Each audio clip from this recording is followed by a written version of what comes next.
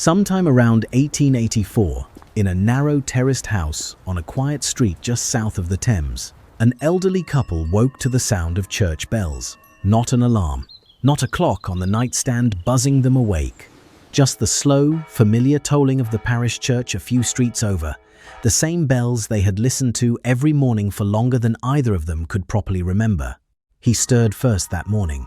He almost always did in winter, when the cold crept through the walls before dawn and settled into his knees.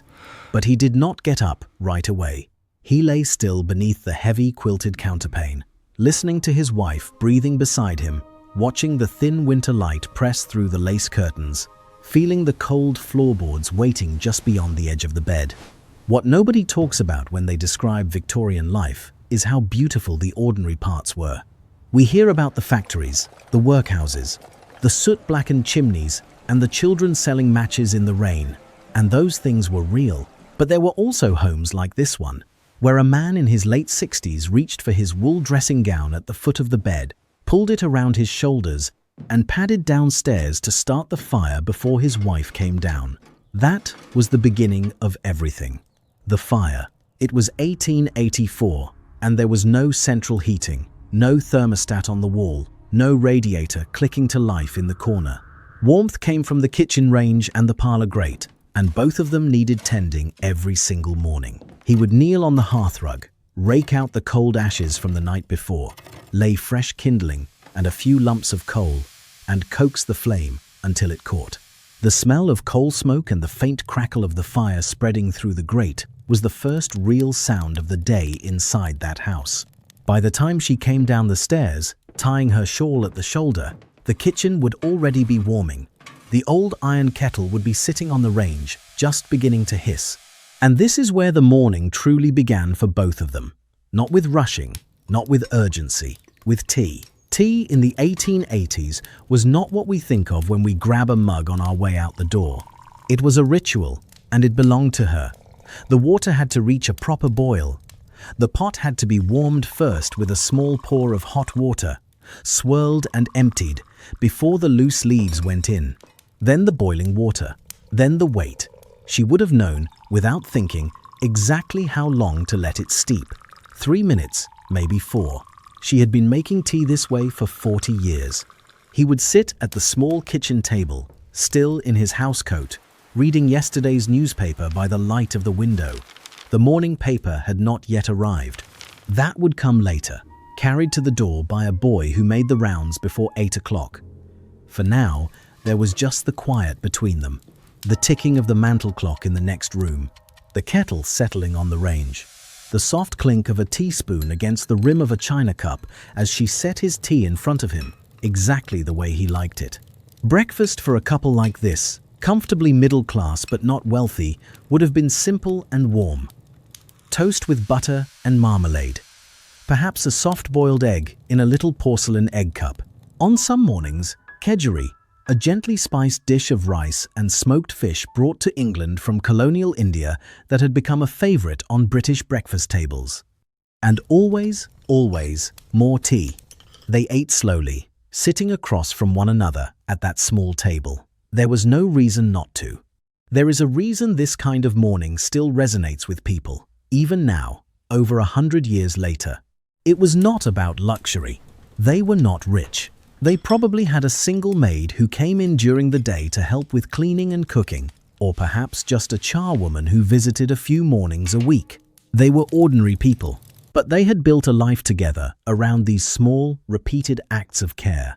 And those acts gave shape to their days in a way that nothing else could. After breakfast, the morning stretched out in front of them with a kind of gentle structure that would feel almost foreign to us now.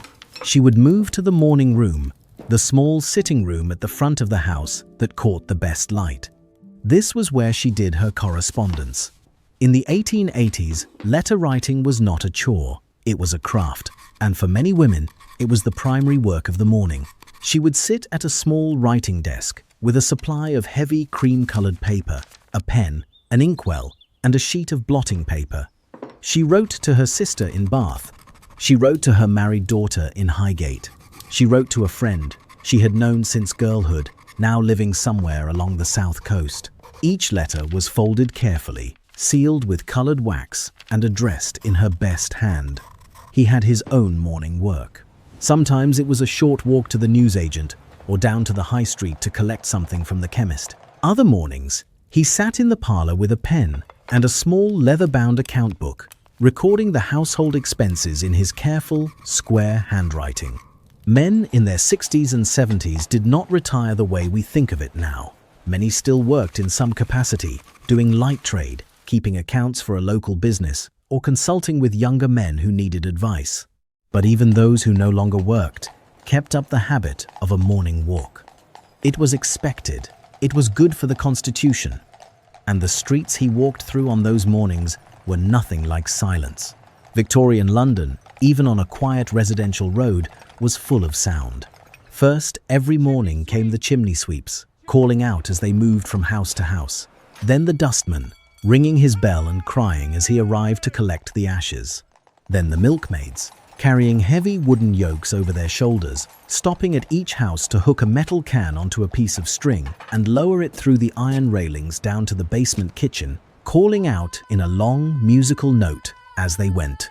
After them came the watercress girls, and then the costermongers with their barrows of fruit and vegetables, each one shouting his prices in a sing-song chant that carried down the whole street. The wheels of passing carts and hansom cabs were iron-shod, rolling over cobblestones, and somewhere in the distance, an organ grinder was already playing. He would have walked through all of this without flinching. It was the music of his city. He had known it his whole life, and sometimes, on milder days, she walked with him. They would go arm in arm, the way couples did then, slowly, stopping to greet a neighbor or watch the costermonger weigh out apples on his brass scales, the lavender seller on the corner, the boy sweeping the crossing so that ladies would not muddy their skirts, the smell of roasting chestnuts from a brazier near the park gates. These details get lost in the bigger stories, the political ones, the industrial ones. But for an elderly couple walking home together with a newspaper tucked under his arm and a small bag of peppermints shared between them, these were the details that made up their entire world. Back at the house, the late morning would settle into its quietest hours. She might do some mending or work on a piece of embroidery she had been stitching for months. He might sit in his chair by the parlor window and read. The maid, if she was there that day, would be working quietly in the kitchen or upstairs making beds. The house would be still, not empty. Still, there is a difference. Stillness in a home where two people have lived together for decades is not absence. It is a kind of fullness. You can feel the other person in the next room even when neither of you is speaking. Around 4 o'clock in the afternoon, the day arrived at its loveliest ritual.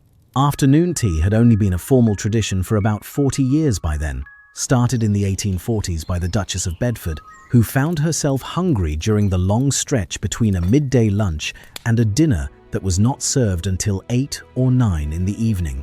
She began requesting a pot of tea and light refreshments in her private rooms each afternoon, and within a decade, the custom had spread through every level of society. For this couple, tea was not a grand affair, but it was beautiful in its own way. They prepared it together, in the easy, unspoken choreography of people who have done the same thing side by side 1,000 times. She set the small table in the parlor with a linen cloth. He carried the tray from the kitchen. The tea set, probably Wedgwood or something similar, would come out of the cabinet. Finger sandwiches of cucumber or egg, perhaps. A plate of scones with a small pot of clotted cream and another of strawberry jam. And the tea itself, brewed with the same patience as the morning cup, poured carefully into china cups, so thin you could almost see the light through them. They sat together. They talked. About the letter she had received from her daughter. About something he had read in the newspaper. About the weather, or the neighbors, or a memory that surfaced for no particular reason, the way memories do when you have lived long enough to have a great many of them. Nobody was documenting this. Nobody was writing it down. And yet this small scene, two people in their 60s sharing tea and conversation in a warm parlor on a winter afternoon in 1884, contains something that most history books never bother to capture. Tenderness. Simple, daily, unspectacular tenderness. The afternoon would fade. The light outside the lace curtains would turn from pale grey to deep blue, and this was the hour when the lamplighter came. He would appear at the end of the street with his long pole, reaching up to each gas lamp and turning it on, one by one, until the whole road glowed with a soft, warm, yellowish light. It was one of the most recognizable sights in Victorian London, this solitary figure moving through the dusk, trailing a line of small golden halos behind him. From inside the parlour, they might both glance up and watch him pass the window. They had watched him, or someone like him, do the same thing every evening for decades. Inside, their own lamps were already lit. By the 1880s, many middle-class London homes had gas lighting, which was brighter and steadier than the old oil lamps and candles. The parlour would glow. The fire would be built up again for the evening. Fresh coal added. The great poker leaning against the fender. He was the one who tended the evening fire. She was the one who drew the curtains. The rag rug in front of the hearth, probably a little threadbare by now, would be warm underfoot. The mantelpiece above the fire held small things collected over a lifetime together: a clock, a pair of brass candlesticks, a framed photograph from their daughter's wedding, a small china figurine that had belonged to her mother, and a pipe rest that had belonged to his father. Dinner was served earlier than it would have been in a wealthier household. For a couple their age, living modestly, it might have been a simple joint of mutton or a meat pie, with vegetables and bread, followed by a pudding. Nothing elaborate, enough to fill the belly and settle the evening. And then came the part of the day that, honestly, might be the most beautiful of all. After dinner, they would return to the parlour. She would take up her knitting or her needlework. He would settle into his armchair, the one closest to the lamp, and he would read aloud. Reading aloud was one of the defining domestic pleasures of Victorian England. In a world without radio, without television, without any recorded sound at all, the human voice reading from a book was the evening's entertainment. And it was deeply intimate. One person would sit beside the brightest lamp in the room and read from whatever book or periodical the household was following at the time. Often this was a serialized novel, published in monthly parts and delivered to the door.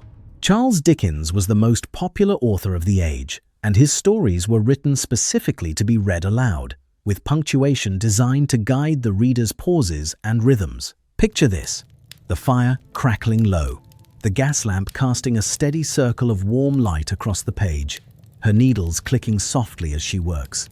His voice, a little rougher than it used to be, moving through a chapter of a Dickens story they have been following for weeks. Neither of them in a hurry, neither of them anywhere else they need to be. Some evenings, she would read instead. They would trade off, the way they always had. Or she would read from a letter that had arrived that day, sharing news from family.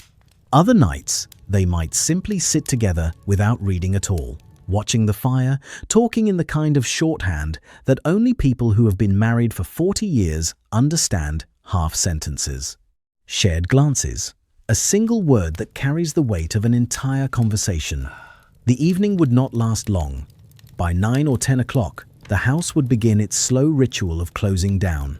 The fire would be banked, the coals pushed together and covered with ash so they would hold a little warmth through the night without burning through. The gas lamps would be turned off, one by one. She would check the kitchen, he would check the front door. Small duties divided long ago without discussion, carried out now by habit and by trust. And then, together, they would climb the narrow staircase to their bedroom, where the quilted counterpane waited, and the cold floorboards, and the same lace curtains that would catch the first light again in the morning. There is a small specific detail that stays with me about homes like this one. On the nightstand, between their two sides of the bed, there was almost always a worn leather-bound Bible.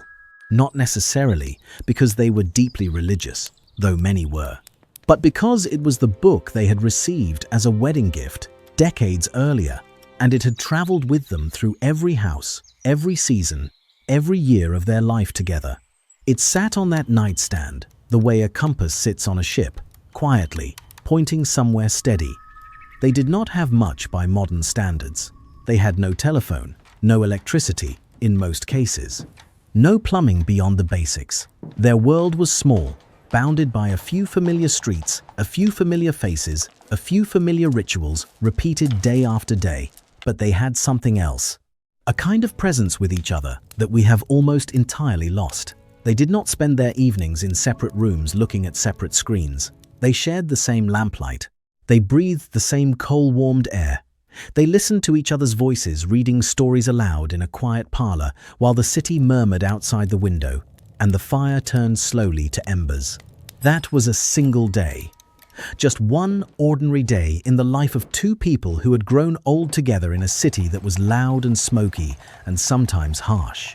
And yet, inside the walls of that narrow, terraced house, there was something so gentle, so complete, that it deserves to be remembered. If this kind of quiet, beautiful history is something you want more of, there is a video on screen right now that takes you even deeper into the world they lived in. And if you are not subscribed yet, come along. There is so much more to see.